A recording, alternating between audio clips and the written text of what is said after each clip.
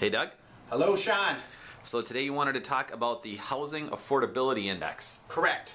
for the Twin Cities housing market. For the Twin Cities, Minnesota area, you bet. Okay. So what caught your eye? I know you're tracking all these numbers, and what stuck out here for this last month? Well, what stuck out to me for this month is that this might be an opportunity, is the opportunity of a lifetime if you're a home buyer. The Housing Affordability Index is a combination of interest rate level and median home sales prices.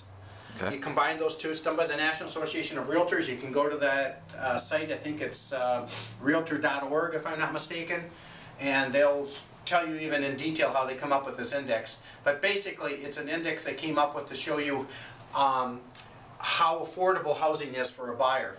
Okay. And if you look back on our graph, hopefully this will work for you. In May of 2009 it was at 220. 220. And Okay. it's been going up and down ever since then until today, or February of 2011. It's at 241, which I think is an all-time high. If not the all-time high, it's been the highest it's been since May of 2009.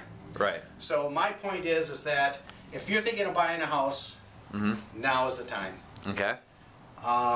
All the predictions are rates are going up, and if rates go up, it doesn't matter if even house prices come down a little bit more. Right. You don't need much of an uptick in interest rates. Right, to wipe out any decrease in prices. Right. In Because terms you're of the gonna monthly just- amount. Right, just think of this, you're going to be making a mortgage payment for 30 years theoretically, and that interest rate adds up after a while. Right. So get out there and start looking, because this is unbelievably good. All right. 241. So Okay. good luck, and thanks for watching. Okay. Thanks, Doug.